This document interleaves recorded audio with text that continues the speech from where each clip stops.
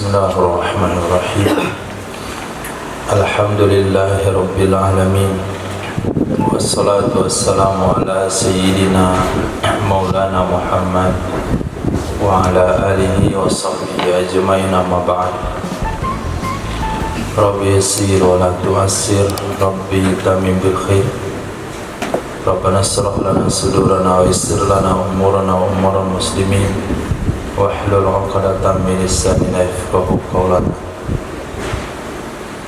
Qala al-mu'allif rahimahullahu ta'ala wa adama nafa'an bi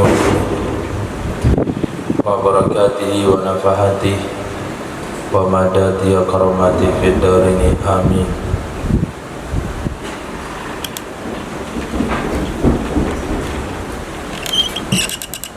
Sampai di mana?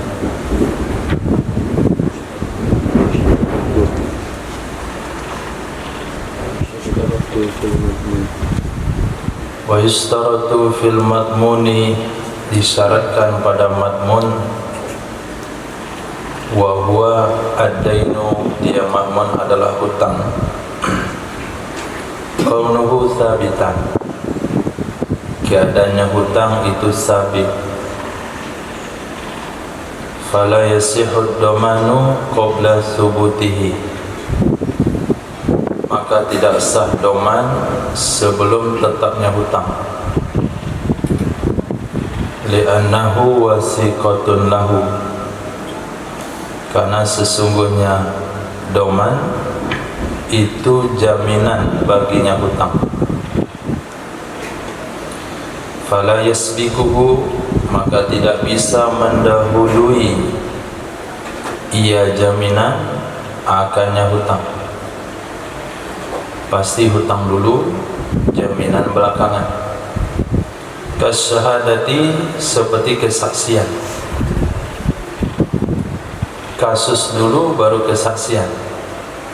Enggak mungkin kesaksian dulu kemudian buat kasus. Wa hadza fil jadid, ini menurut pendapat jadid.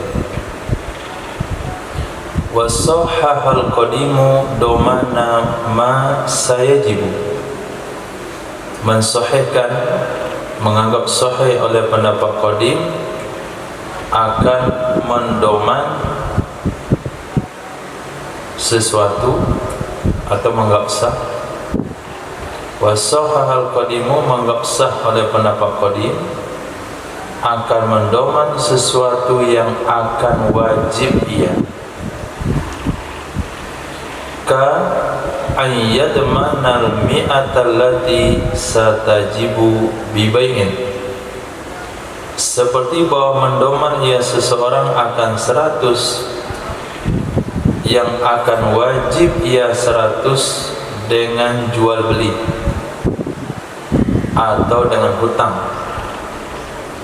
Li'annal hajata qad tad'u ilaihi, karena sesungguhnya hajat kadang-kadang memerlukan kepadanya. Sama dengan orang tua,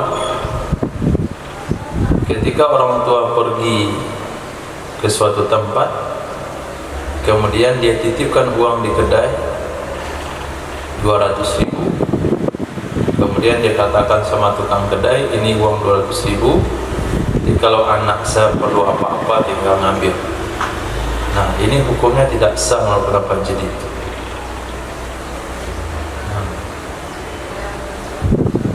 Juga hal-hal yang berlaku dengan yang lain. Seseorang menitipkan uang atau membayarkan sekian uang, ini sudah saya bayar 200 porsi, nanti tolong kasihkan kepada siapa saja memerlukan. Ini mendoman sesuatu yang akan wajib, jadi hukumnya nggak sah. Tapi kalau dibeli 200 porsi kemudian baru dibagikan, nah ada masalah. Itu namanya mewakilkan pemberian. Nah, tapi kalau dia mengatakan sah, karena hal itu kadang-kadang diperlukan. Ya, realitanya seperti itu. Wal mazhabu sihhatu domanid darki ba'da qabdis saman, Menurut pendapat mazhab, sah hukumnya mendoman darki setelah mengqabad harga. Apa itu doman darki? Wahwa, dan dianya doman darki adalah ayat manal lil mustari, bahwa mendoman ia seseorang bagi pembeli as-samana akan harga, in kharajal mabi'u, jika terbukti barang yang dijual itu hak orang lain atau cacat, warudda, dan dikembalikan akan dia barang, au naqisan, atau terbukti hal keadaan kurang, li naqsil sanjati,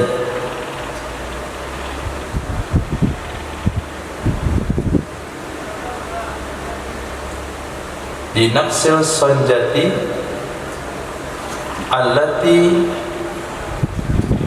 uzina biha. Sanjati dibaca dengan fathah shad, senja,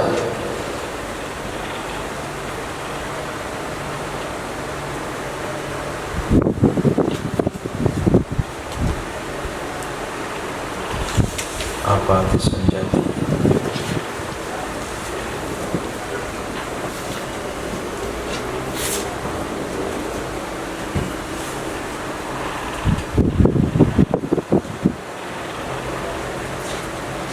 Alat menimbang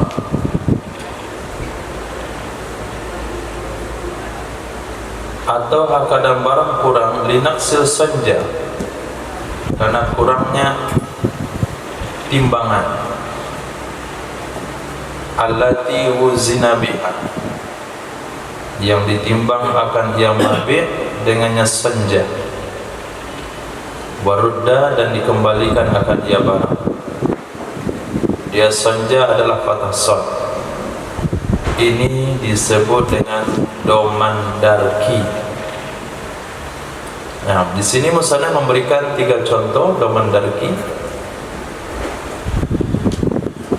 Kita beli barang. Ketika beli barang kita ragu, jangan-jangan barang ini bukan milik penjual. Ini barang curian atau barang orang lain. Kata teman, kamu bayar saja, saya nanti tanggung jawab kalau terbukti barang itu adalah barang orang. Kita beli barang, kita ragu ini barang cacat kayaknya. Kata penjual, memang seperti ini setelannya, bukan karena cacat, memang begitu cara buatnya. Lalu datang kawan mengatakan, biar saya nanti tanggung jawab kalau betul barang itu cacat. Kita beli ikan di pasar, itu sangat diragukan sekali timbangan tukang ikan. Maka saya ragulah dan timbangan dia itu seperti berkarat begitu. Masa sekilo cuma segini? Kata kawan, kalau nanti terbukti timbangannya kurang, biar saya tanggung jawab. Itu disebut dengan domanun darki. Apakah terbukti barang itu milik orang? Apakah nanti pasti barang itu milik orang? Enggak, cacat, kurang. Berarti kan mendoman sesuatu yang belum wajib. Nah, kalau sekiranya harga sudah dibayar, barang memang milik orang tersebut, ada satu kesalahan, nggak ada sebuah hutang, lalu kenapa sah membayarnya, mendomannya? Nah, ini termasuk pengecualian. Jadi walaupun mendoman barang yang belum wajib itu tidak sah menurut pendapat jadid, tapi ada beberapa kejadian yang sah hukumnya mendoman barang nggak wajib. Satu, mabih mustahikkan, mabih ma'iban, naqisan, dinaqsil sanja, atau faktor-faktor lainnya. Wa wajhu sihhatiha, jalan sahnya, kalau menghukum kias enggak sah sih, karena dia enggak wajib. Nah, kalau terbukti cacat baru jadi wajib. Kalau terbukti dia jual hak orang baru jadi wajib. Kalau enggak terbukti enggak akan wajib. Jalan sahnya adalah hajatu ilaihi, hajat kepadanya. Nah, karena untuk berjual beli dengan seseorang itu perlu keyakinan dengan orang itu. Kalau kita sudah yakin dengan orang tersebut, kita mudah untuk membeli. Kalau kita baru kenal dengan orang tersebut, kita ragu untuk membeli. Kalau baru kenal dengan sebuah barang, kita ragu untuk membeli. Tapi kalau kita kenal barang, kita mudah untuk membeli. Maka banyak yang kita beli barang, kita ajak teman yang kenal dengan barang. Berani untuk beli mobil bekas? Ya. Kecuali kita datang dengan pakar mobil bekas. Berani beli mobil motor bekas?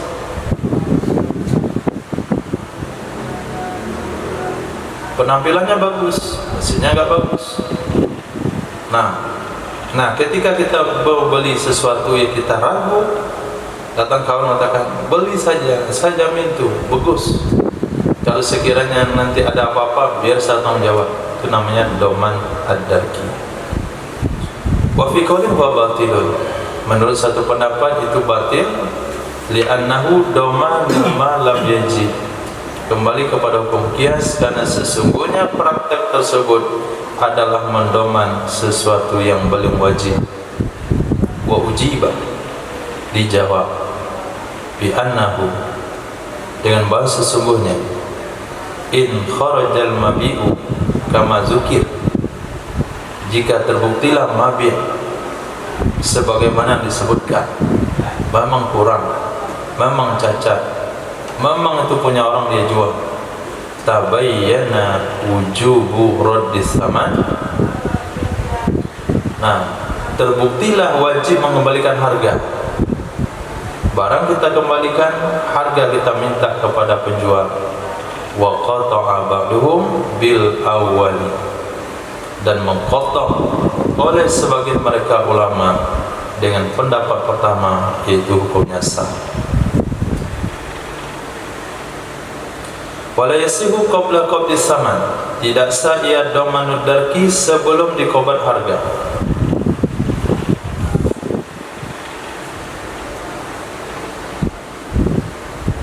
Li'annahu, karena sesungguhnya, innama yatmanu ma dakhala fi domanil bani,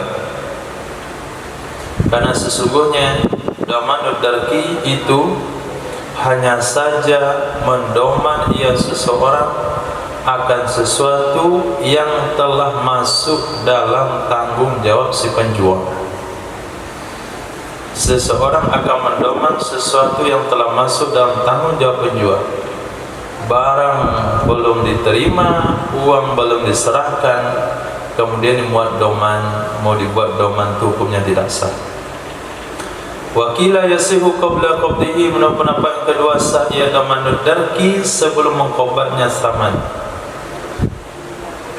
Kenapa masih sah? Li'annahu qad tad'ul hajatu ilaih, karena sesungguhnya kadang-kadang memerlukan hajat kepadanya menyerahkan saman, bi'alla yuslama samana ila ba'dahu, bahwa tidak diserahkan akan saman kecuali setelahnya mengqabat. Seseorang tidak mau menyerahkan harga kecuali setelah mengqabat. Prinsipnya sama, penjual pembeli, ada barang, ada uang. Nah, itu prinsip pembeli, ada barang, saya bayar. Prinsip penjual, ada uang, saya kasih barang. Memiliki prinsip yang sama, akhirnya enggak terjadi jual beli. Nah, maka datanglah doman untuk menjadi penengah, karena antara dua orang itu tidak saling mempercayai. Kemudian diatas kepada fil madmun kaunuhu sabitan, ulang amal. Wa yustaratu fil madmuni kaunuhu laziman, disyaratkan keadaannya, artinya madmun itu lazim. Nah, sudah sabit kemudian lazim. Sabit itu sesuatu yang sudah menjadi tanggung jawab seseorang, itu namanya sabit. Kalau lazim, sesuatu itu sudah wajib dibayar. Kanujumi kitabatin, seperti nujum kitabah. Id lil mukatabi isqatuha bil fasqi. Karena bagi mukatab budak yang melakukan akad kitabah itu boleh menggugurkannya kitabah dengan fasakh. Kalau yasihu domanuha, maka tidak sah mendomannya kitabah, maka tidak sah mendomannya kitabah. Wasa'un fil lazimi al-mustakiru wa ghairuhu, bersamaan ada ia barang tadi kanan, bersamaan ada ia matmun pada lazim itu mustakir atau tidak mustakir, seperti harga mabih setelah mengqabat mabih dan sebelum mengqabat mabih. Nah, di sini ada 4 kata yang disodorkan, 1 sabit, 2 lazim, 3 mustakir, 4 ghairu mustakir. Nah, kalau sabit, utang itu sudah wajib dalam tanggungannya, itu sabit. Yang kedua, sudah tiba waktu pembayarannya dan mesti dibayar, itu namanya lazim. Maka tidak boleh seseorang menjamin nujum cicilan kitabah untuk si budak kepada si sayyid, karena nujum kitabah hukumnya tidak lazim. Memang sabit dalam tanggung jawab si budak, tapi statusnya enggak lazim. Apa bukti enggak lazim? Utang itu bisa dihapuskan oleh budak kapan dia mau, dengan cara dia mempasah akad kitabah. Yang ketiga, utang lazim sudah mustakir. Barang lazim tapi sudah mustakir. Mustakir itu satu-satunya cara untuk menyelesaikannya bayar, itu disebut mustakir. Seperti harga barang setelah kita terima barang. Nah, yang keempat, belum mustakir, sudah lazim tapi belum mustakir. Artinya ada kemungkinan utang yang wajib itu enggak jadi wajib. Nah, enggak jadi wajib. Contoh, harga barang sebelum barang diterima, statusnya sabitan, laziman, ghairu mustakir. Artinya kalau barang rusak, barang dicuri oleh orang karena belum dikobat, jadi tanggung jawab penjual, maka utang jadi tidak wajib dibayar. Nah, wa yasihu damanus samani fi muddatil khiyari fil asahi, sah hukumnya mendoman harga barang dalam masa khiyar menurut pendapat ashab. Kan dia belum lazim, kenapa sah di doman? Li'annahu ailun ilal luzumi, karena dia akan jadi lazim. Wasani menurut pendapat yang kedua, yang zuru ila annahu ghairu lazimil an, itu memandang ia pendapat kedua kepada sesungguhnya harga barang dalam masa khiyar itu belum lazim sekarang. Kalau belum lazim, jadi tidak boleh didoman. Saya beli rumah itu 500 juta, tapi saya mikir dulu 3 hari. 500 juta itu hutang ya, kita mikir 3 hari. Nah, itu hutang yang seperti itu nggak boleh didoman. Kata seseorang, biar saya nanggung hutangnya, itu nggak boleh didoman, karena dia belum lazim. Nah, kalau jual belinya difasak nanti kan nggak jadi hutang. Wa asyara al-imamu ila anna tasihal domana mufarra'un ala anna al-khiyara la yamna'un naqlal milki fi tsaman ila al-bahi'. Mengisyarat oleh Imam Haramain kepada sesungguhnya menganggap sahih, menganggap sah doman. Mengisyarat oleh Imam Haramain kepada sesungguhnya menganggap sah doman terhadap harga dalam masa khiyar itu ditafriq, itu pengembangan hukum atas sesungguhnya khiyar itu tidak menghalang ia khiyar berpindahnya status milik, berpindahnya hak milik terhadap saman kepada penjual. Itu dasar hukumnya.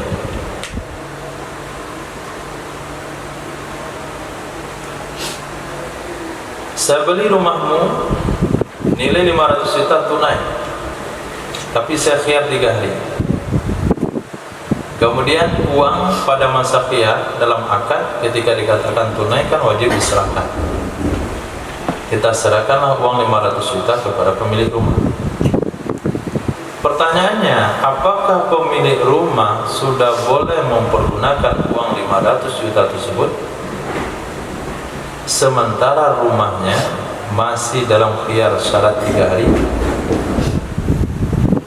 Sudah boleh atau belum? Sudah boleh atau belum? Sudah. Kenapa? Annal khiyara la yamna'u naqlal milki fis saman ilal bahin. Khiyar itu tidak menghalang perpindahan status milik pada harga barang kepada si penjual barang. Nah, kalau sekiranya rumah itu dibeli secara berhutang dan rumahnya masih khiyar, berarti harga rumah kalaulah tunai sudah menjadi milik si pemilik rumah, tapi karena hutang, berarti hutangnya sudah hak bagi si pemilik rumah. Kalau sudah hak, berarti sudah boleh didoman. Nah, itu dasar pertimbangan tashihat doman, mengatakan sah doman pada harga dalam masa khiyar. Wa amma idza mana'ahu, adapun apabila mencegah ia adapun apabila mencegah ia khiyar akannya hak milik, apabila kita berpendapat mencegah ia khiyar akannya hak milik pada saman kepada baik, fahuwa domanu malam yajib, maka dia berarti mendoman sesuatu yang belum wajib. Nah, mendoman sesuatu yang belum wajib hukumnya tidak sah, maka tidak salah doman. Nah, tapi kita kan mengambil pendapat khiyar tidak menghalang hak milik, berarti sah. Nah, secara umum berarti pendapat ulama dalam hal itu dua. Ada yang mengatakan khiyar menghalangi hak milik, ada yang mengatakan tidak. Wa damanul ju'li fil ju'ala karranibih,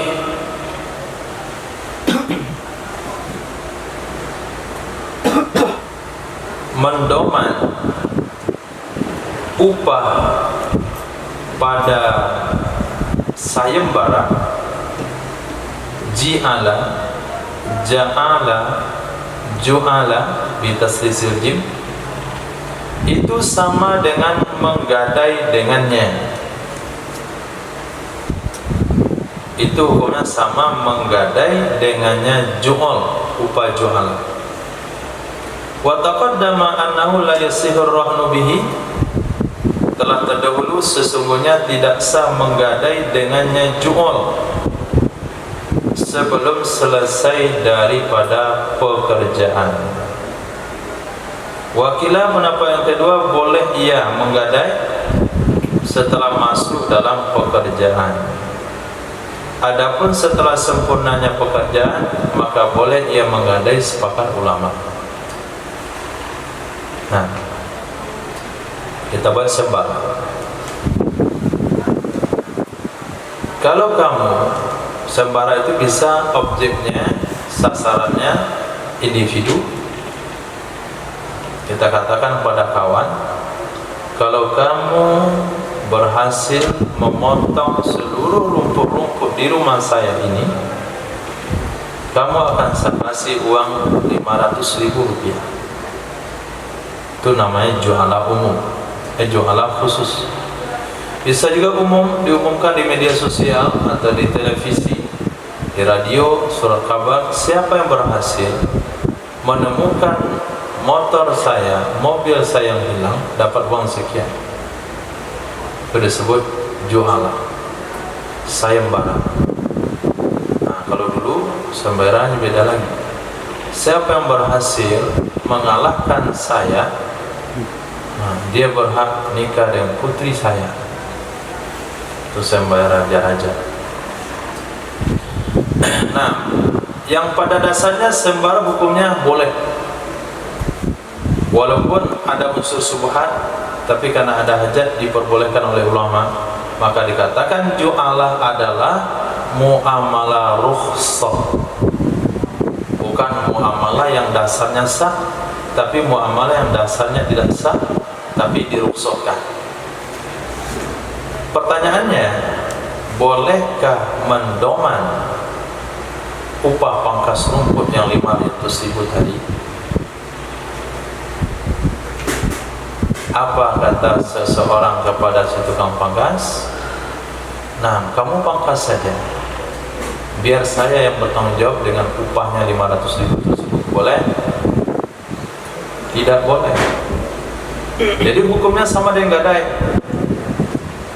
Nah, jadi ketika tukang pangkas rumput itu mengatakan, nanti kamu setelah saya potong semua rumput di sekeliling rumah kamu, nanti kamu gak ada uang untuk bayar saya 500.000. Nah, sebelum saya bekerja, mana jaminannya? Jam tangan biar saya pegang dulu. Nah, surat tanah kamu biar saya pegang dulu. Sertifikat rumah biar saya pegang. Nanti selesai saya potong rumput, kamu serahkan uang 500.000, saya kembalikan sertifikat rumah. Boleh atau enggak? Khilaf. Kapan hal itu terjadi? Nah, kalau sebelum bekerja, sebelum selesai dari pekerjaan nggak boleh.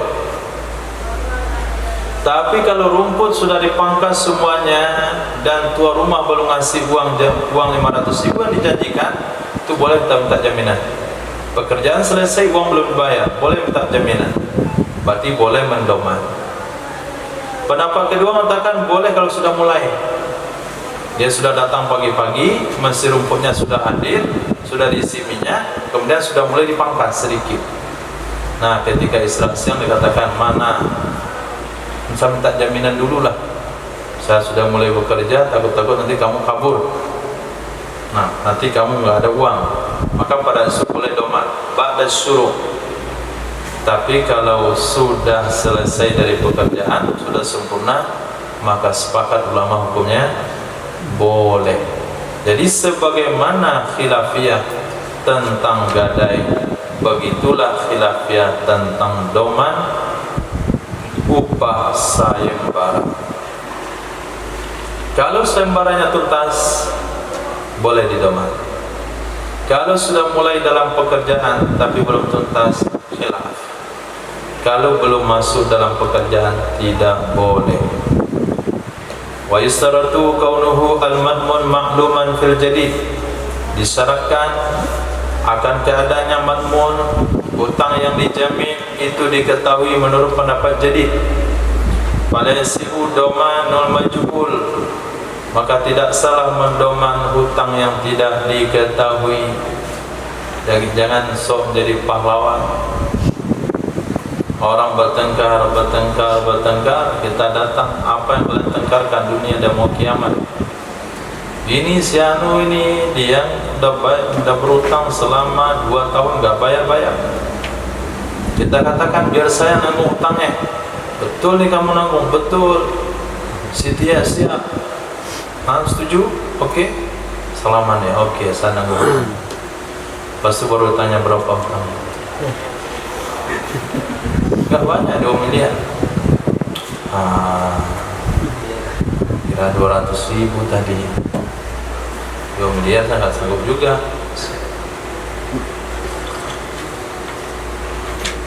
Maka kalau jadi pahlawan itu ukur dulu kemampuannya, berapa utangnya. Itu disyaratkan menurut pendapat jadi. Karena mendoman barang yang gak diketahui itu akan mengecewakan atau membebani. Maksudnya dia gak sanggup, tapi dia bilang sanggup, terpaksa lah didoman. Kayak wasahahu qadimu, menganggap sah. Nah, ini sahahu ini ada 2 makna lagi. Menganggap sah, bukan menganggap sahih. Menganggap sah akannya mendoman hutang majhul oleh pendapat qadim. Bisarti alla ta'tiyal ihatatu bihi, dengan syarat bahwa datanglah anta'tiyal ihatatu bihi, bahwa datanglah liputan dengannya. Nah, bahwa datanglah yang meliput ihatah dengannya. Mana contoh? Damantu malaka ala fulani. Malaka. Nah, boleh kedua-duanya. Damantu malaka ala fulani. Boleh juga damantu malaka ala fulani. Apa? Domani.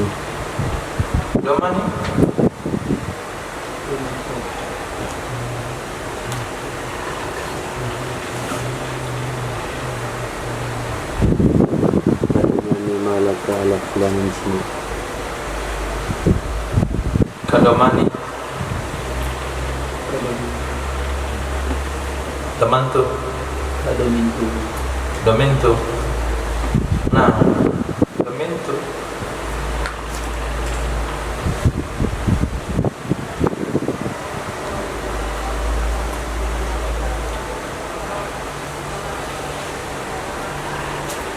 Domani itu salah berat sih. Nah, cuman pilihan katanya nggak tepat. Yang jelas itu bukan karangan Imam Jalaluddin, itu salah cetak. Seperti domintu malaka ala fulanin, aku doman hartamu terhadap fulan. Wa huwa la ya'rifu, padahal dianya si domin, si tukang doman itu tidak mengetahui akannya hutang. Li'anna ma'rifatahu mutayassar, karena mengetahui hutang itu mudah. Mengetahui hutang itu mudah, tinggal tanya berapa jumlahnya. Bi khilafi domintu syai'an mimma laka alaih, itu enggak boleh. Aku mendoman sesuatu mimma laka.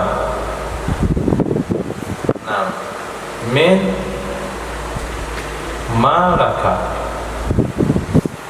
kita antum mimma laka atau mimmaliki, mimmalika,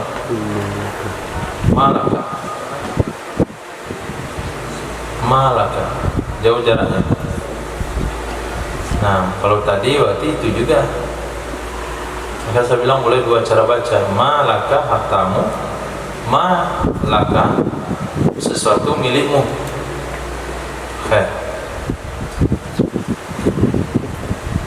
Domintu syai'an, aku mendomin sesuatu, mimma dari sesuatu, sebagian dari sesuatu yang menjadi hakmu terhadap si fulan, maka tidak sah ya qat'an. Kenapa tidak sah? Karena dia hanya mendomin syai', sesuatu, cuman enggak semua dia doman, cuman syai'. Nah, syai'an itu tidak diketahui berapa. Oke lah, saya ikut berpartisipasi, saya sebagian nanggung utangnya, itu nggak sah. Sebagian itu berapa? Nah, kita udah senang juga, udah sebagian ditanggung si fulan, sebagian sebagian tanggap lunas. Ya, ternyata cuman dia mendomin 10.000. Nah, maka tidak sah. Tapi kalau pakai lafaz ihata, lengkap, komplit, meliputi, itu boleh. Domintu malaka ala fulani, aku domin apa saja menjadi hakmu terhadap fulan, itu hukumnya sah. Wa ibra'u minal majhuli batilun fil jadi. Ibrah dari perkara yang tidak diketahui itu hukumnya batil menurut pendapat jadi. Binaan didasari kepada ala anna tamnikal madin ma fi dhimmati, ala annahu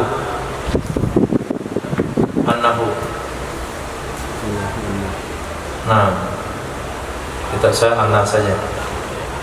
Didasari kepada annahu, sesungguhnya ibrah itu mempermilikkan oleh tugasnya. Kalau kita terjemahkan untuk memahaminya, hadirkan fa'ilnya, didasari kepada sesungguhnya ibrah itu mempermilikkan oleh si gharib akan si madin, orang berhutang, akan sesuatu yang ada ia dalam tanggung jawabnya si madin.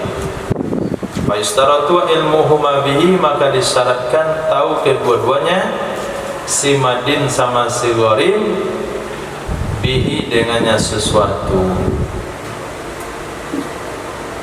Nah, bagaimana hutang-hutang lama? Nah, hutang-hutang lama saya di sini bagaimana? Hutang lama-lama kamu sanggap lunas, kata si pemilik kedai. Berapa hutang lama ke? Bentar, pokoknya berapapun lunas. Nah, itu nggak sah domannya, ibroknya nggak sah. Nah, ibrok yang sah itu kita sebutin jumlah hutang kita. Saya berhutang sama kamu 200.000 rupiah. Nah, kemudian baru orang itu bilang, saya bebaskan kamu dari hutang tersebut. Usah. Kalau nggak sah. Karena hakikat ibrok adalah si gharib, si penagih hutang, memberikan hak senilai hutang kepada si madin. Maka perpisahan halal bihalal itu enggak cukup. Ada salah kata kelampean, ambil barang-barang selama saya tinggal bersama, maafin ya, ikhlasin. Ya, saya ikhlasin. Itu enggak sah. Nah, kenapa? Karena dia adalah ibrok majhul. Harus sebutin, saya pernah ngambil odolmu 5 kali. Nah, sampo kalau nggak salah 7 kali, roti 15 buah, uang 300.000. Nah, harus jelas-jelas. Nggak bisa cuman ikhlas-ikhlasnya kosong-kosong. Ada itu kosong-kosong.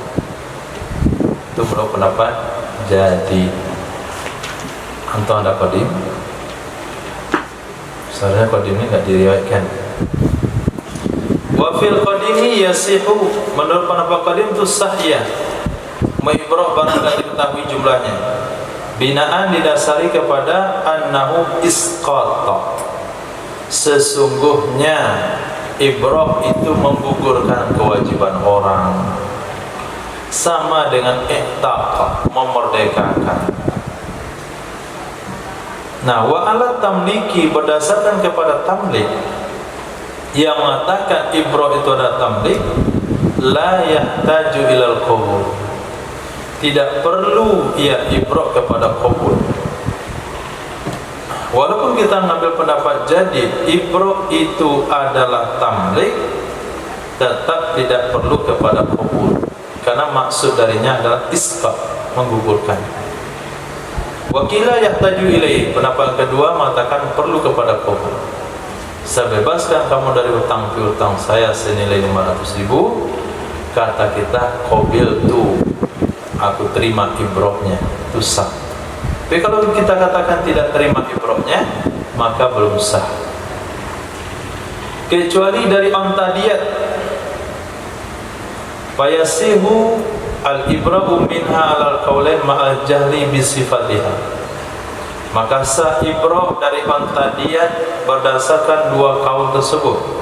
Mau ambil kaul jadid, mau ambil kaul qadim, itu sah. Ma'al jahli bisifatiha, beserta tidak diketahui dengan sifatnya onta diat. Li'annahu uktufira dzalika fi isbatiha, karena sesungguhnya dimaafkan akan demikian tidak tahu sifatnya di dalam menetapkannya onta diat, di dalam tanggung jawab si jani pelaku jinayat. Fayutafaru fil ibra'i, maka dimaafkan akan ia demikian tidak tahu sifat pada ma'ibrah taba'an lahu, karena mengikuti baginya mewajibkan. Si fulan, dia telah membunuh salah satu keluarga kita, naudzubillah. Kemudian si fulan itu dikenakan diat 100 ekor unta. Syariat mewajibkan kepada si fulan itu membayar 100 ekor unta. Usia untanya ditetapkan, tapi kriterianya tidak pernah ditetapkan oleh agama. Yang penting 100 ekor unta. Kalau dia diat mukhaffafah, 20 bintu labun, 20 ibnu labun, 20 iqqa, 20 jaza'ah, 20 bintu makhad, 100 ekor semuanya. Tapi bukan bintu makhad yang mana, ibnu labun yang mana, bintu labun yang mana, apakah postur besar, postur kecil, onta Makkah, onta Korea, apakah onta Indonesia, itu nggak jelas. Kayak berarti syariat dalam mewajibkannya pun memaafkan, memberikan hukum ringan, nggak perlu diketahui, yang penting 1 ekor unta. Nah, kalau memaafkannya tentu nggak perlu diketahui juga. Saya maafkan kamu dari unta diat, selesai. Mana untanya, berapa untanya, berapa perkiraan harganya, tidak perlu. Karena mewajibkannya tidak perlu, menggugurkannya juga tidak perlu, itu dikecualikan. Wa yasihu domanuha fil asahi, sah mendomannya unta diat menurut pendapat asah, berdasarkan pendapat jadid sama dengan pendapat qadim. Li'annaha ma'lumatas sinni, karena sesungguhnya unta diat diketahui usianya berapa, wal adadi, diketahui jumlahnya berapa, yaitu 150 bagi perempuan, 33,3 bagi Yahudi dan Nasrani, kemudian Majusi 3 ekor kalau nggak salah, 3 ekor sekian. Wa yurja'u fi sifatiha ila ghalibi ibili balad, dan dikembalikan tentang kriterianya unta kepada yang biasa unta balad, ambil daripada unta negeri setempat. Kalau Indonesia tidak punya unta, maka cari unta terdekat, negeri yang terdekat ke Indonesia. Nah, itu unta Malaysia misalnya. Oh, Malaysia nggak punya unta juga, unta Thailand. Thailand juga nggak punya unta Vietnam atau unta Allah Kamboja. Wasani yanzuru ila jahri sifatiha. Pendapat yang kedua memandang kepada tidak diketahui kriterianya unta. Berarti pendapat kedua mengatakan tidak boleh mendoman unta diat karena tidak diketahui kriterianya. Titik. Walau kala jikalau berkata ya seseorang domintu mimma laka ala zaidin min dirhamin ila asara fa asahu sihatuhu. Aku menjamin mimma laka, di antara sesuatu yang merupakan hak kamu terhadap si Zaid, mulai daripada 1 dirham sampai 10, menurut pendapat asal itu sah domannya. Nah, saya siap nanggung hutangnya, tapi sekiranya perkiraan 100 sampai 1 juta lah, nah, itu sah. Tapi kalau lebih saya nggak tanggung jawab. Kalau kurang syukur, tapi perkiraan 1 sampai 10. Pasani butlanuhu, pendapat kedua mengatakan itu batal domannya. Kenapa batal? Lima fihi minal jahalah, karena sesuatu yang ada di dalamnya doman dari ketidaktahuan. Wadufi'at dafaktu dufi'at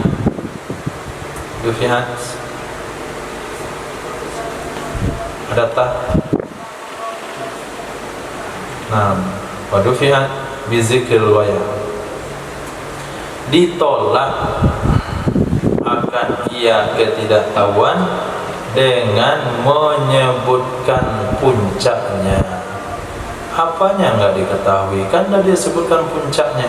Pokoknya dari 1 sampai 10. Nah, berarti jahalanya itu ada, tapi sudah ringan jahalanya. Wal asahu alal awali, menurut pendapat asah berdasarkan pendapat pertama, annahu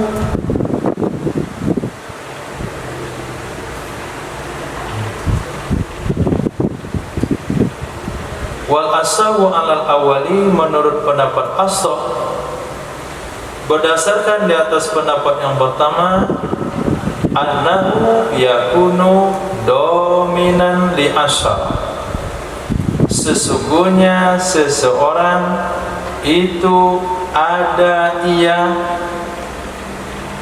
sesungguhnya seseorang ada ia itu menjadi domin bagi 10. Nah, kalau kita ambil pendapat yang pertama yang mengatakan hukumnya sah, domintu mimma laka ala zaidin min dirhamin ila asar, aku jamin, nah, sesuatu yang menjadi hakmu terhadap si Zaid mulai daripada 1 dirham sampai 10. Pendapat asal kan sah itu. Nah, menurut pendapat asal, berdasarkan pendapat mengatakan sah itu, berarti seseorang itu mendoman sampai jumlah 10. Kultu saya bilang al-asahu litis'an, pendapat yang kuat adalah 9, wallahu a'lam. Jadi dia bermendoman hanya 9, karena kata-kata ilah itu ghaya, puncak. 1 sampai 10 berarti 1 hutangnya bayar, 3 bayar, 6 bayar, 7 bayar, 9 bayar, 10 enggak masuk. Nah, wallahu a'lam.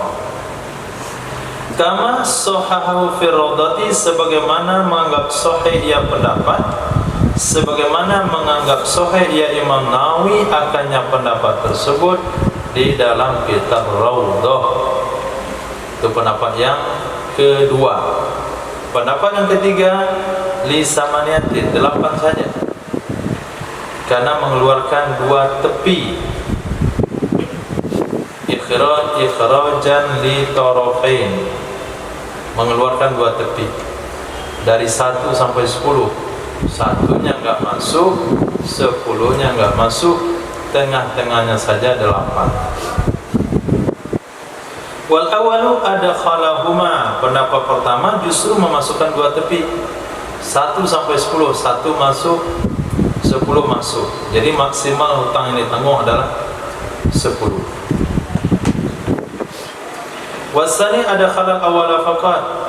Yang pendapat kedua memasukkan pertama saja, dari 1 sampai 10. Pertama masuk yaitu 1, 10 enggak masuk. Jadi hitungnya 9. Wasahahu menganggap sahih ya Imam Rafi'i. Akannya pendapat yang kedua ini di dalam kitab Muharrar fi nadhiril mas'alah minal ikrar, pada membandingkan masalah daripada mengakui dalam masalah ikrar, pengakuan. Wanukila fi syarhi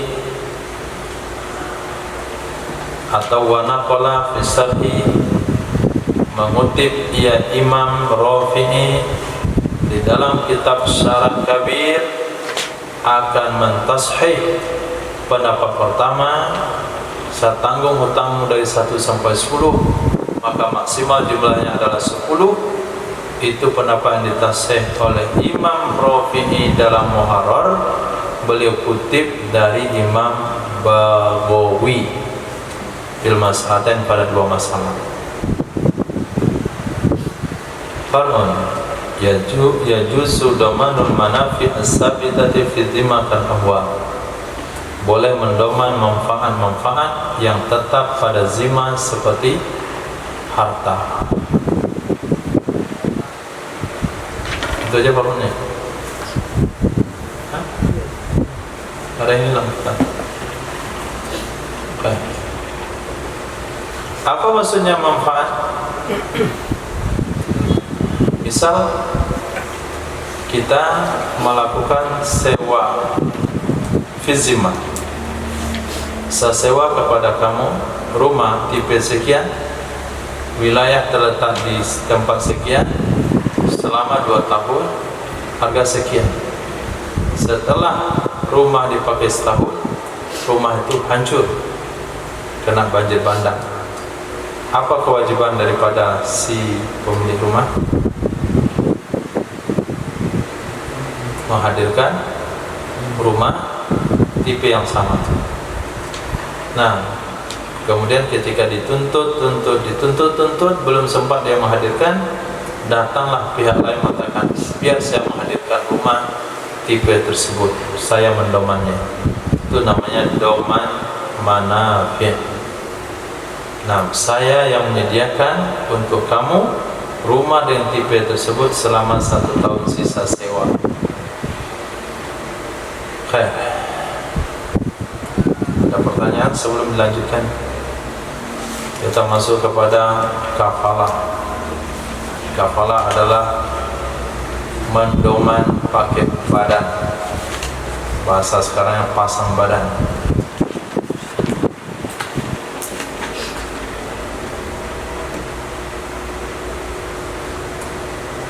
Ya, silakan. Berarti masuk dalam segi menyebutkan angka itu. Apa? Maksud yang maklum itu berarti si domain yang menyebutkan angka pasti itu domain. Bisa begitu.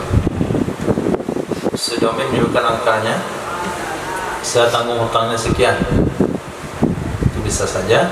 Bisa saja dia bertanya, berapa hutangmu? Kemudian saya tanggung hutangmu semua. Jadi pada intinya adalah madmun itu diketahui oleh kedua belah pihak, baik dalam bab doman, begitu ya dalam bab ibro. Berarti kalau sudah diketahui sebelumnya,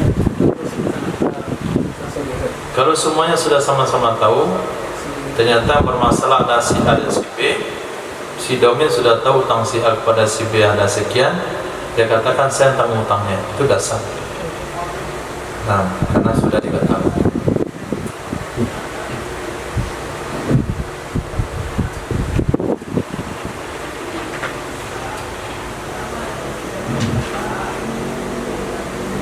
Faslun.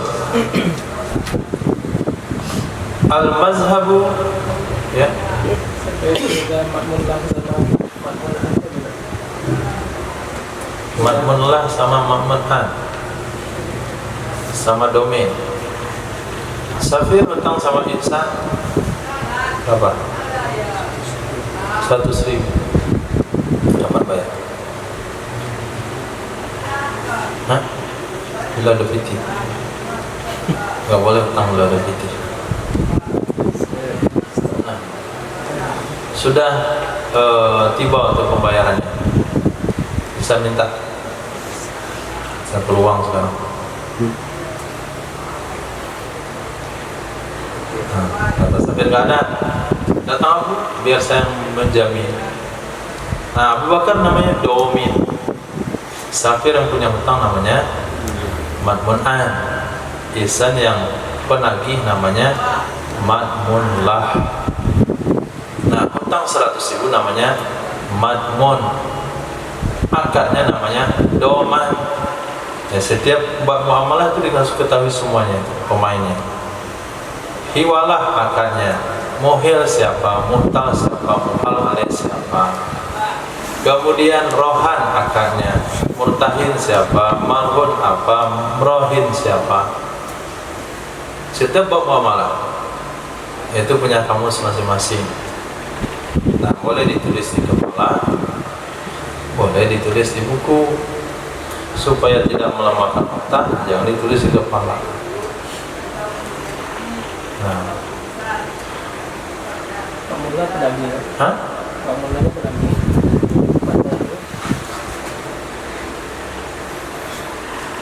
Makmun pedaging juga. Iya, makmun lah yang punya uang, yang punya utang. Kalau nahu yang berhutang ya. Iya, makmun an yang berhutang, domin yang menjamin. Doman akan 3 menit.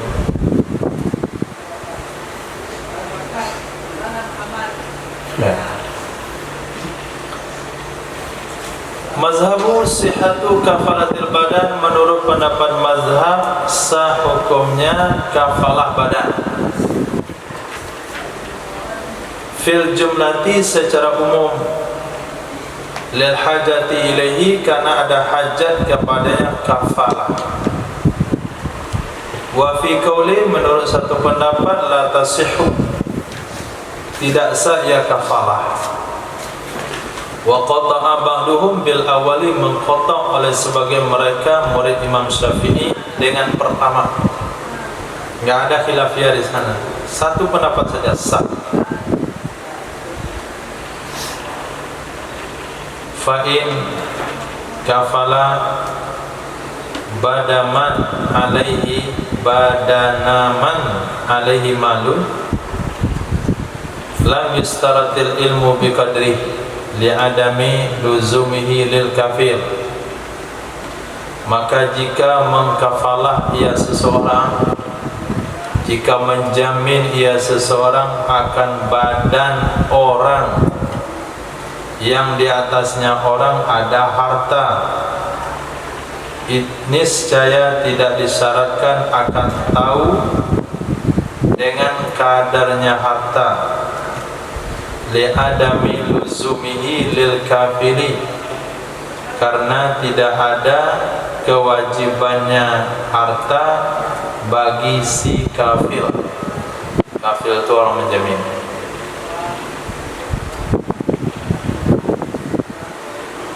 Nah, kita bilang sama kawan, seseorang baru saja dia ngontrak di kampung kita, tadi malam dia datang ke rumah saya, dia minta dihutangkan uang 5 juta. Bagaimana pendapat? Saya belum kasih, saya ragu. Masa baru orang kenal, jumpa musola, salaman, apa sholat isya, minta utang 5 juta. Nah, kata kawan itu, utangkan saja dia 5 juta. Oh, dia lari biasa cari. Nah, itu namanya kafil badan. Nah, dalam kafal badan atau kafalah badan itu tidak disyaratkan berapa hutangnya. Kita tahu hutangnya, nggak tahu hutangnya nggak perlu, karena kafil tidak bertanggung jawab bayar uang. Yang dia tanggung jawab adalah mencari orang itu kalau kabur.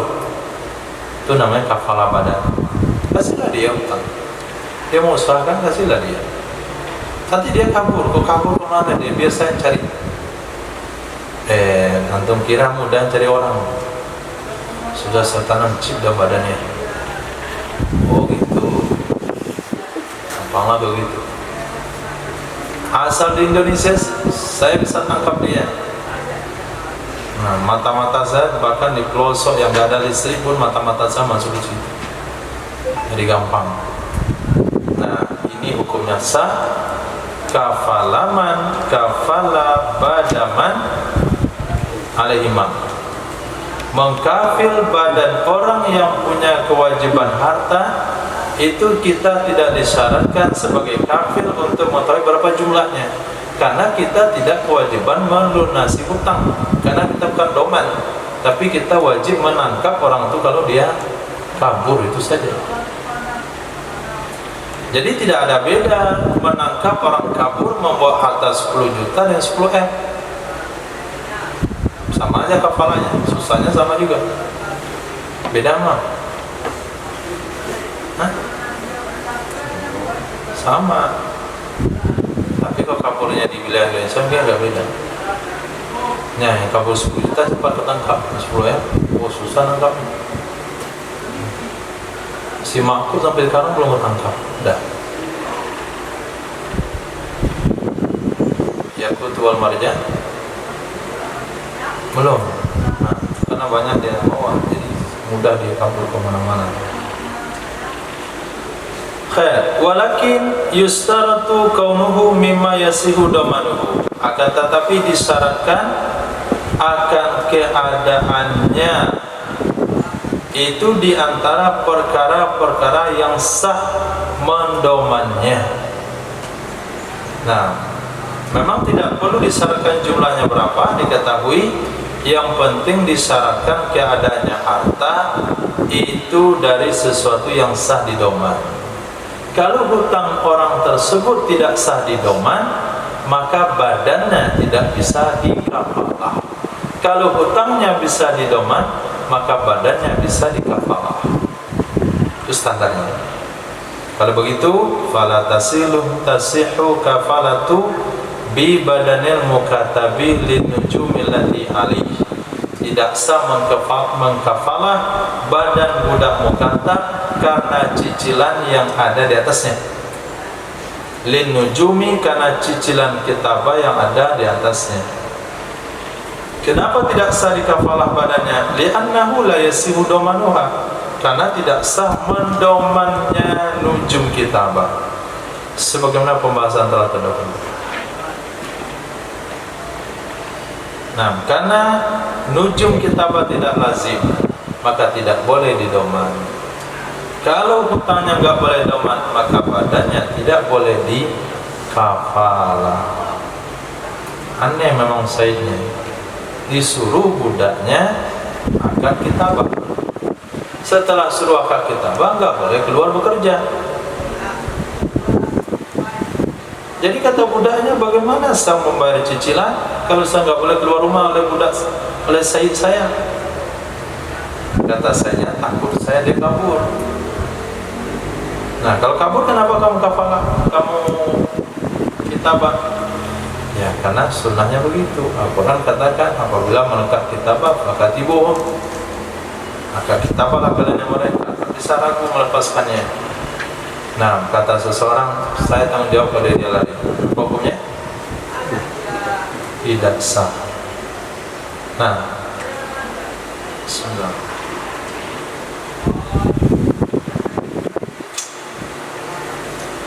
Wal mazhabu sihhatuha bi badani man alaihi uqubatan li adamin. Menurut pendapat mazhab, sah kafalah dengan badan seseorang yang di atasnya ada hak manusia. Uqubatul li adamin, ada hukuman hak, ada hukuman hak bagi manusia, seperti qisas. seperti had qadzaf, dan seperti man'iha fi hududillahi ta'ala, maaf, wa man'uha, atau kepada sihatuha, ula amil wal mazhabu man'uha, menurut pendapat mazhab tercegahnya kafalah pada aturan-aturan Allah, pada had-had Allah Subhanahu wa taala, seperti had khamar, had zina, had mencuri, li'annaha yas'a fi daf'ihima ma amkana, li'annaha yas'a fi daf'iha ma amkana, karena sesungguhnya had-had itu berusaha ia seseorang untuk menolaknya had-had semungkinnya. Titik. Si fulan telah membunuh orang lain, kemudian dia akan dihukum qisas, hukum mati. Kebetulan kejadiannya di Vietnam, dia TKI. Nah, di Indonesia dia punya keluarga, banyak pula dosa sama kawan-kawannya, sama orang kampungnya. Dia minta izin ke pengadilan untuk pulang ke Indonesia. Pertama bayar hutang di Indonesia, yang kedua memberitahu keluarga. Nah, yang ketiga minta maaf, dan nanti selesai itu semua dia akan menjalani hukuman mati di Vietnam. Kira-kira keluarga korban apakah mengizinkan dia pulang? Enggak. Kamu akan kabur, kamu akan lari. Lalu datang satu orang mengatakan, biar saya yang menghadirkan dia kalau dia lari. Itu namanya kafalah bil badan. Bukan kafalah bil badan, biar saya dipotong leher kalau dia nggak kembali, ya kan itu nggak boleh. Nah, had qadzaf, had qisas, dua cuman nih. Hak adami, had qadzaf, qisas.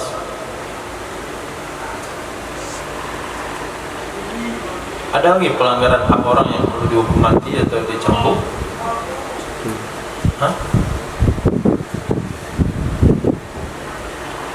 Seperti nggak ada. Tapi kalau hukum Allah nggak boleh. Dia ketangkap mabuk, kemudian mau dicambuk 40 kali, lalu kata dia saya izin dulu. Dia ketangkap berzina, lalu mau dilempar dengan batu sampai mati, dia mau izin dulu pulang, mau pamit. Dia mencuri, mau diskusi potong tangan, dia minta izin dulu, baru dipotong tangannya. Nah, kalau seperti itu tidak boleh ada kafir. Dan pengadilan kasih saja izin. Kenapa kasih saja izin? Karena yang namanya hak-hak Allah, seseorang boleh berusaha bagaimana tidak terlaksana semungkinnya. Nah, karena hak Allah itu didasari di atas dimaafin. Nah, sekiranya kita kasih izin, nggak jadi dirajam, kemudian dia nggak pulang-pulangnya, kok usah dicari-cari. Dia sudah taubat. Maka Nabi katakan kepada sahabat yang menceritakan, tadi wahai Nabi, Sayyidina Ma'iz ketika dirajam dan merasakan sakitnya batu, dia lari, kami kejar dia, kami lempar sampai mati. Nabi katakan, kenapa ketika dia lari tidak kamu biarkan saja? Bahkan ketika dia mengaku, Nabi pun tidak terima pengakuannya, sampai Nabi mengelak 4 kali. Nah, jadi yang namanya had Allah itu didasari di atas maaf. Jadi kalau ada yang mau lari, ya lari saja. Nah, beda sama hak manusia. Nah, oleh sebab itu hak Allah jangan dibuat kafir. hak manusia baru dibuat kafir. Maka kenapa mazhab mengatakan sah kafalah dengan badan kalau orang itu punya hak manusia, terlarang kafalah badan pada hak-hak Allah. Wa fi qaulin, menurut satu kaul dalam masalah pertama, yaitu man alaihi hukubatan li adami innaha la tasiu, sesungguhnya tidak sah. Kenapa tidak sah? Li'anna hukubatan mabniyatun ala dafa', karena sesungguhnya hukuman itu didasari di atas dielakkan. Karena sesungguhnya hukuman itu didasari di atas dielakkan. Fatam qati'u zara'i al-mu'addiyah ila tausi'iha. Kalau kita menerapkan hukum kafalah, maka terputuslah zara'i, perantara-perantara yang menyebabkan kepada dibebaskannya hukuman. Membebaskannya hukuman. Jadi jangan dilihat hak manusia kah, hak Allah tuh kayak dia. Yang jelas yang namanya ukubah itu dasar hukum dasarnya sebaiknya dielakkan, sehingga idrakul hudud bisubhan, tolak hukum had dengan subhan. Nah, kalau kita buat kafalah berarti kita mempersempit jalurnya. Kalau sekiranya dia nggak datang, tentu si kafir akan mencari orang itu sampai ketemu dan akan diurut sampai mati. Akan dihukum penggal leher karena dia membunuh orang lain. Itu menurut satu kaul. Menurut sebagian yang lain, qata'a ba'dul awali, mengkotok oleh sebagian mereka murid Syafi'i dengan pendapat pertama. Jadi sebagian murid mengatakan kotok pendapat pertama. Ini adalah thoriq qati'. Dan sebagiannya lagi mengkotok pendapat kedua. Ini juga thoriq qati'. Nazran memandang kepada sesungguhnya tidak boleh kafalah dengan hukuman. Yang boleh dikafalah itu kalau tanggung jawabnya harta, bukan hukuman. Pada masalah kedua ada thoriq juga yang menceritakan dua kaul. Khair, penjabarannya, ketika seseorang punya kewajiban untuk dihukum mati karena dia membunuh orang lain, disebut qisas, berarti terhadap dia ada hak manusia. Bolehkah kita mengkafalahnya? Ada berapa pendapat? Ada berapa thoriq?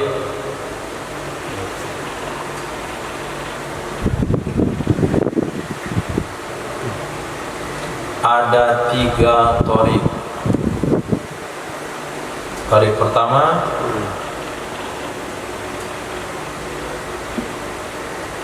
maaf,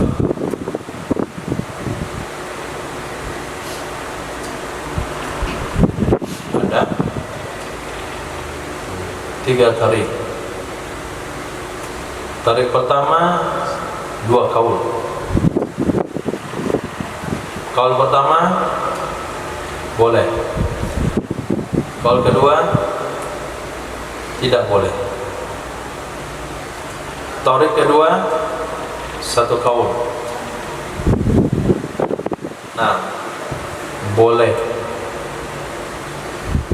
Thoriq ketiga 1 kaul, enggak boleh. Nah, karena pendapat tersebut dipilih dari beberapa thoriq, maka labelnya mazhab. Masalah kedua, orang yang punya hak manusia, hak Allah. Si fulan telah berzina, mau dihukum mati, dirajam. Tapi dia mau minta waktu sebentar, ada yang mau disisihkan. Boleh atau enggak di kafalah? Ada 2 kaul. Ada yang mengatakan tidak boleh, ada yang mengatakan boleh. Nah, pendapat yang kuat adalah tidak boleh. Wa tasihul kafalatu bi badani sobiyin wa majnunin bi izni waliyihima. Sah hukumnya mengkafalah dengan badan seorang sobi dan badan orang gila dengan izin wali keduanya, sobi dan orang gila. Li'annahu, karena sesungguhnya qad yastahiqu ihdarahuma, kadang-kadang berhak ya seseorang, atau yustahaku, kadang-kadang diperlukan, ihdaruhuma, menghadirkan kedua-duanya sobi dan majnun, liiqamatis syahada, untuk menegakkan kesaksian, ala suratihima, atas bentuk rupa keduanya, anak-anak dan orang gila, fil itlaf, dalam kasus merusak, wa ghayrihi, dan yang lainnya. Wa iznu waliyuhuma qa'imun maqama ridal maqful, izin wali keduanya, anak-anak dan orang gila, itu menempati posisi relasi maqful al-mustarati kama saja, yang disyaratkan akan ia rela sebagaimana yang akan datang. Si maqful. Nah, berarti di sini ada namanya kafir.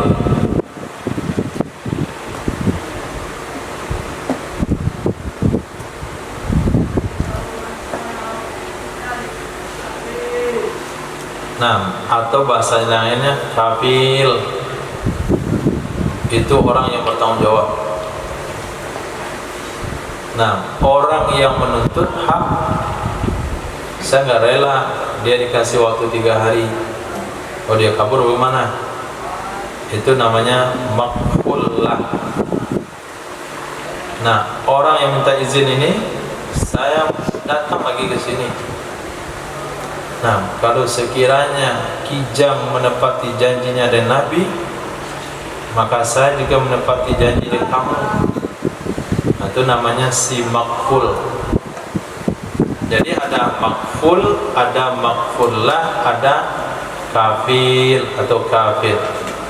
Akad namanya kafalah. Kayak sekarang badan sobi yang dikafil atau orang gila. Nah, terjadi kasus perusakan. Ada satu motor dibakar oleh anak TK. Nah, maka yang punya motor namanya maqfullah. Anak TK ini dipegang oleh si punya motor. Saya akan bawa anak ini ke pengadilan. Saya akan laporkan dia telah bakar motor saya. Datang bapak. Nggak boleh. Jam berapa nih anak saya harus pulang ke rumah? Tadi sore dia ngaji. Nah, ini harus dibawa ke pengadilan. Mau lihat dulu muka anak kamu, biar hakim tahu siapa anak kamu, siapa kamu, biar nanti kasusnya jalan. Si bapak ini pengen ngambil anaknya karena mau berangkat sekolah. Si punya motor memegang anaknya karena mau minta pertanggungjawaban. Datanglah si kafir, lepasin saja anaknya, biar nanti saya menghadirkan anaknya ke pengadilan kalau perlu. Nah, begitu. Orang gila juga sama. Dibonceng orang gila, dibawa ke Gadui. Sampai jalan lompat dia. Dirusak rumah makan orang. Total kerugian sampai 20 juta rupiah. Gak berabrik tuh meja hidangan. Nah, si kedai nasi memegang orang gila ini, minta pertanggungjawaban. Bapaknya bawa orang gila ini untuk berobat. Tariklah dia, orang gila diperebutkan. Nah, datang kafir, biar saya nanti menghadirkan orang gila ini kalau perlu. Itu namanya kafalah bi badani sobiyin wa majnunin, harus pakai izin dari walinya. Kenapa? Karena kadang-kadang suatu saat orang gila dan sobi itu harus dihadirkan karena menegakkan sebuah kesaksian atas bentuk rupa kedua-duanya dalam kasus melenyapkan harta atau kasus yang lain. Nah, izin wali diperlukan karena dalam bab kafalah orang yang dikafil harus izin. Nah, jadi si kafil datang, boleh nggak saya tanggung kamu? Saya nggak mau tanggung kamu. Saya kalau diizinkan, saya pergi. Kalau diizinkan, saya nggak pergi. Tapi kalau ada orang nanggung terlibat bagi pihak ketiga, saya nggak mau. Maka kafalah nggak sah. Jadi penawaran kafalah itu berdasarkan izin dari si makbul.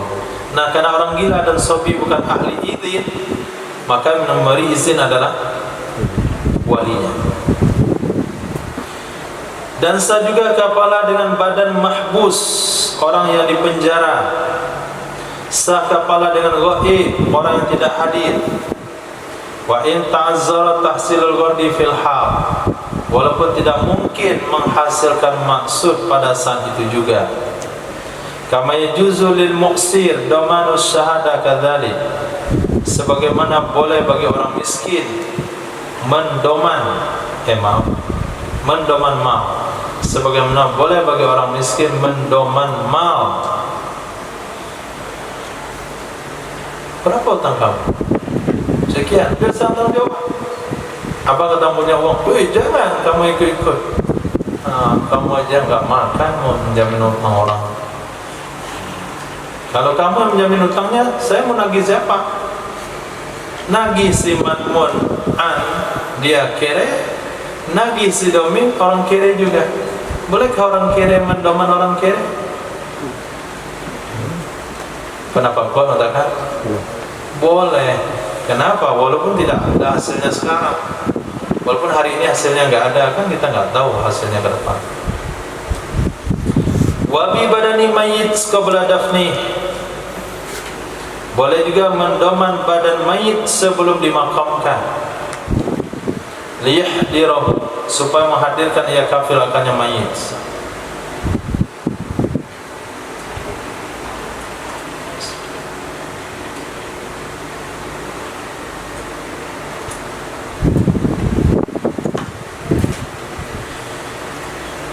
Mayat terbujur di tengah rumah, dia punya hutang. Nah, dia punya hutang. Kemudian hakim, saksi dari hutang tersebut sudah hadir di pengadilan. Cuman orang berhutang ini udah keburu mati. Saksi katakan, saya bisa buktikan, kami berdua bisa buktikan bahasanya si fulan memang punya piutang, punya uang dari seseorang. Kalaulah betul seseorang itu dia, kami lihat mukanya, kami pasti tahu. Nah, ternyata si dia itu sudah mati.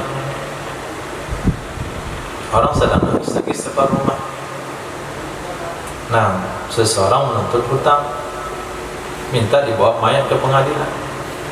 Rumah nggak mau, tunggulah 2 jam dulu, baru dibawa orang tua kami ke pengadilan. Nah, datang si kafir, saya bertanggung jawab. Sebelum dikuburkan masalah ini selesai, saya akan hadirkan dia di pengadilan. Itu hukumnya boleh. Tapi kalau sudah dikuburkan nggak boleh, karena nggak boleh menggali kuburan untuk itu. Fayushada ala suratihi, maka diberikan kesaksian. Baca dengan fathah yushada bina majul atas bentuknya mayit. Idza tahammalus syahadata kadzalik, apabila mereka menanggung syahadah seperti demikian. Walam ya'rifu ismahu wa nasabahu, dan mereka tidak mengenali nama dan nasabnya. Nah, jadi kendalanya seperti itu, ternyata saksi itu tidak mengenal nama orang yang dia saksikan dan nasab orang yang dia saksikan. Pada saat itu dia hadir dalam akad nikah itu cuma lihat muka laki-laki itu saja. Nah, dia hadir dalam sebuah akad nikah, dia lihat muka mempelai laki-laki. Setelah dilihat, ternyata mempelai laki-laki meninggal dunia. Terjadi kasus perdebatan, ini suami saya, bukan suami saya itu. Ini perebutan suami karena harta warisannya banyak. Nah, pada saat itu kata saksi, mana saksi kamu? Kata hakim, mana saksi kamu? Itu suami kamu. Ada 2 orang. Tanya bapak 2 orang itu, betul kamu jadi saksi nikah? Betul. Siapa nama orang itu? Kami nggak tahu. Anak siapa dia? Saya nggak tahu. Cuma kalau yang mukanya tahu. Nah, itu kan perlu dihadirkan. Nah, padahal dia sudah mati. Nah, boleh menghadirkan kafil untuk kasus yang seperti itu. Tapi kalau syahadahnya tahu nama, tahu nasabnya, itu nggak perlu mayat dihadirkan. Wa yazharu kama qala fil matla, jelas sekali sebagaimana berkata yang musannaf dalam kitab Matlab, apa yang jelas disyaratkan izin ahli waris. Apabila kita mensyaratkan izin makful, kalau kita ngambil pendapat dalam kafalah disyaratkan izin makful, maka izin ahli waris dalam kafalah mayit juga disyaratkan. Summa in ayana makana taslim fil kafalah ta'ayyana. Kemudian jika menentukan ia seseorang akan tempat penyerahan di dalam kafalah, niscaya tertentu ia tempat.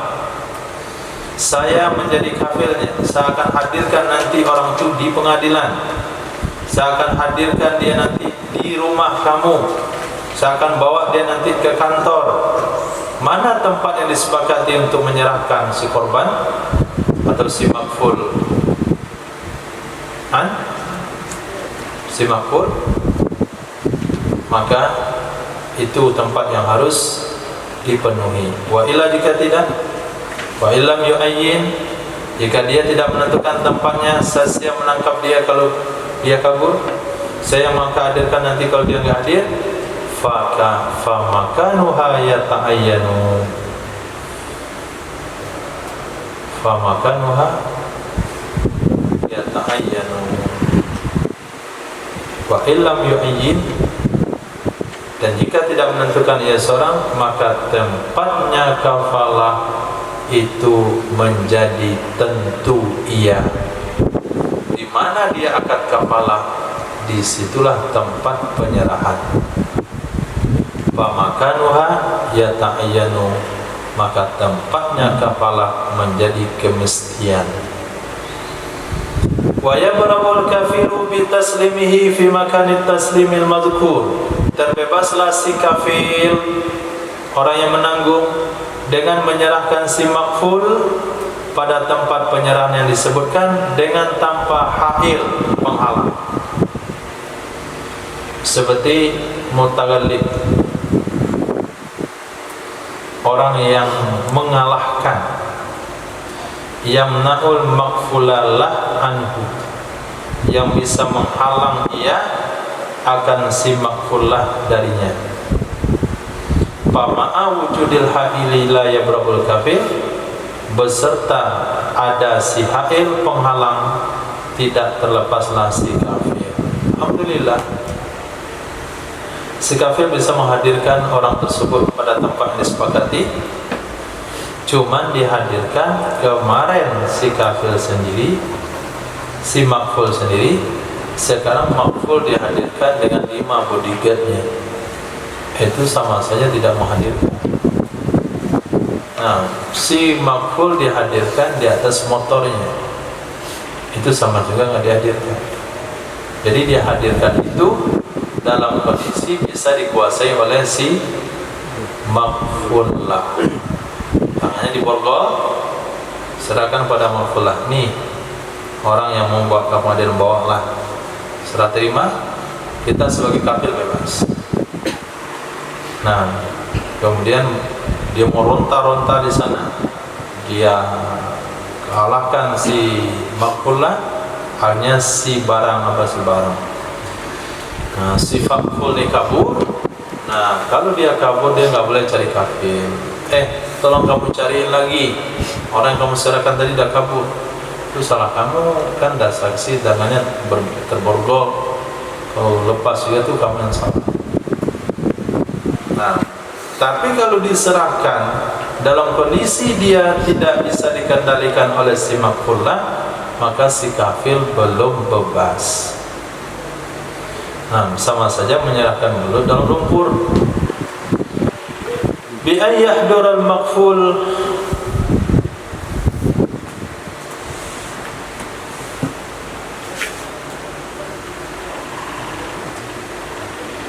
wa bi ay yahdura al-maqful, atau kepada bi taslimihi, ulang amil, wa yabrahul kafir, dan terbebaslah si kafir dengan bahwa hadir dengan sendirinya oleh si maqful, hadir dengan sendirinya oleh si maqful, wa yaqulu lil maqfullah, dan dia berkata kepada si maqfullah, salamtu nafsi an jihatil kafir, aku serahkan diriku kepadamu dari tanggung jawab atau dari pihak kafir.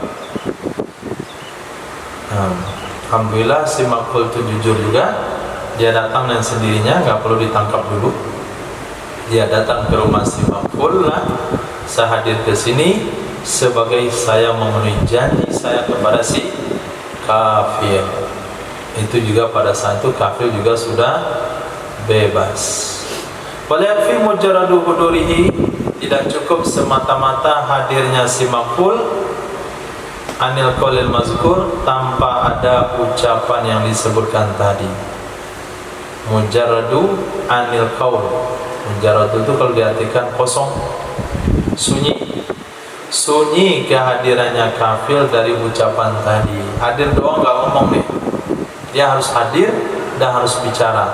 Saya hadir di sini menyerahkan diri saya sebagai memenuhi tanggung jawab si kafir. Fa'in ghabah,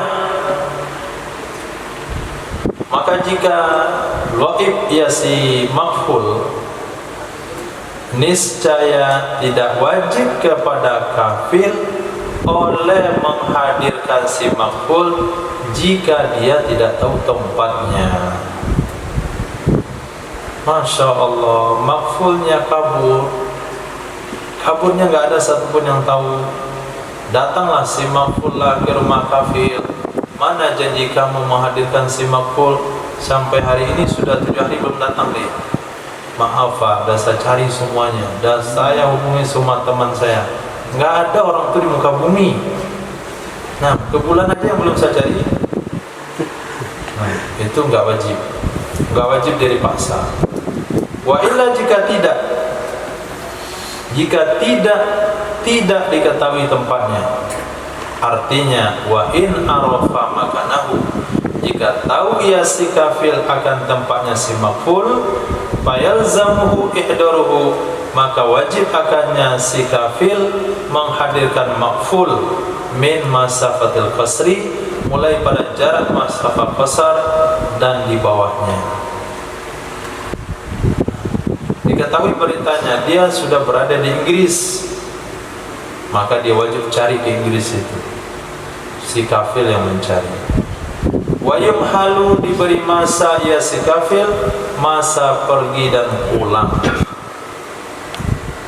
Itu kaburnya ke Singapura, itu paling pergi sehari balik sehari, kasih masa dia 2 hari, wajib dihadirkan. Fa'im madas, maka jika berlalu ia masa, sudah dikasih masa 2 hari, katanya kaburnya ke Singapura, kita suruh dia cari 2 hari, nggak datang-datang orang itu. Walam yuhdirhu, tidak bisa menghadirkan ia si kafir akannya maqful, hu bisa di penjara ya kafir, di penjara, dia di penjara.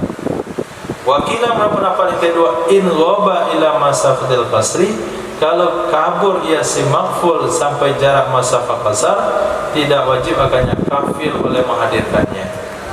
Walau kana wa iban hinal kafala biridahu, walaupun ada ia si maqful itu waib ketika kafalah dengan ridhonya si kafir.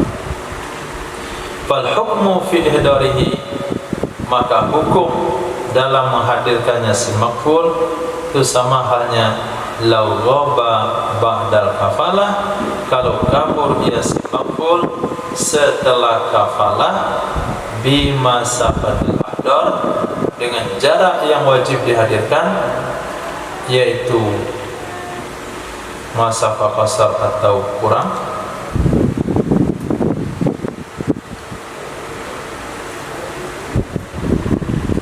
Takidu tataqayyadu ghaibatuhu, yang menjadi kait ketidakhadirannya si makful dalam sah kafalah, sebagaimana mengatakan akannya pendapat oleh Imam Haramain dan Imam Ghazali. Kata-kata musannaf bisa si kafil apabila tidak mampu menghadirkan si makful dari penjara, berkata ia musannaf dalam kitab Matla, illa ayata'azzara ihdarul makful, sampai kapan dia di penjara, sampai tidak mungkin lagi menghadirkan si makful gara-gara mati. Ternyata buronan itu sudah mati.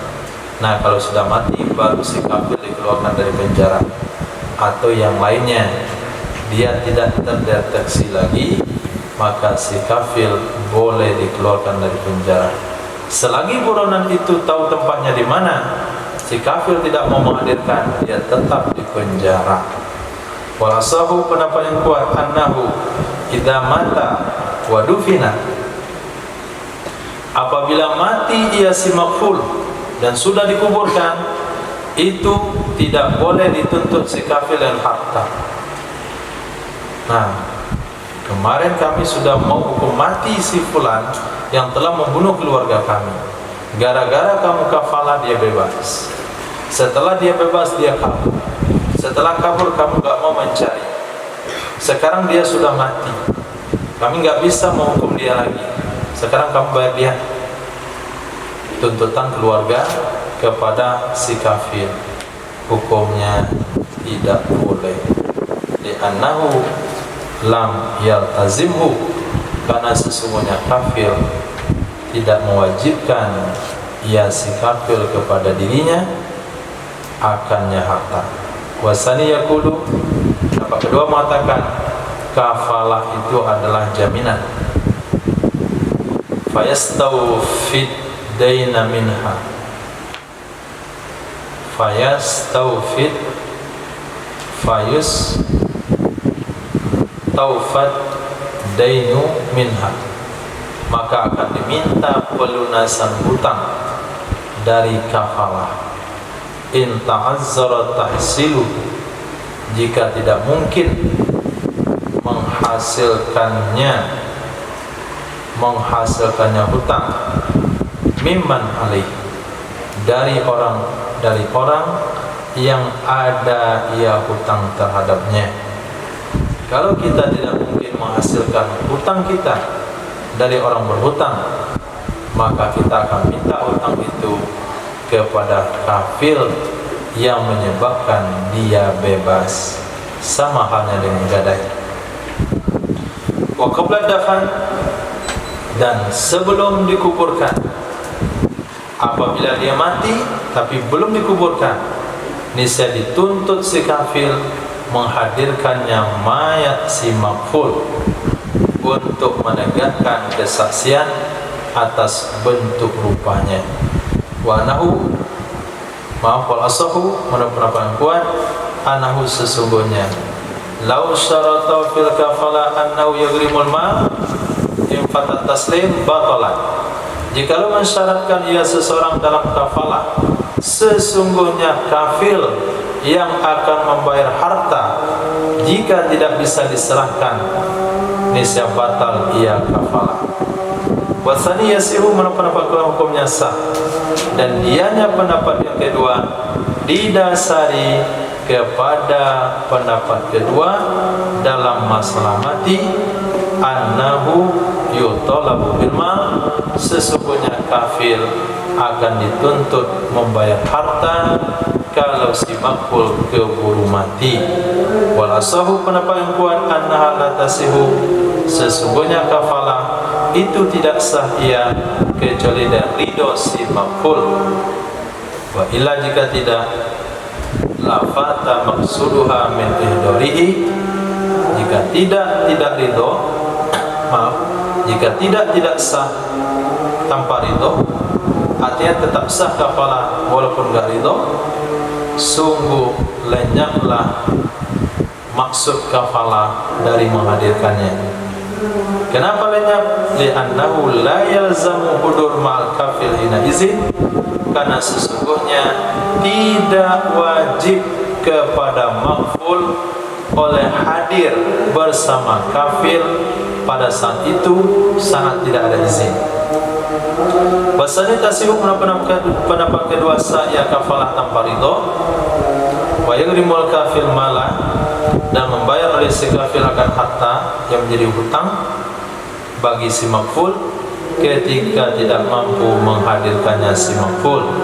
Ini juga didasari pendapat yang kedua dalam masalah mati juga. Wallahu a'lam bishawab. Subhanallah wa bihamdihi, subhanaka wa bihamdika, asyhadu an la ilaha illa anta, astaghfiruka wa atubu ilaik. Subhanaka rabbil izzati amma yasifun. Wassalamu ala mursalin. Alhamdulillahirabbil alamin.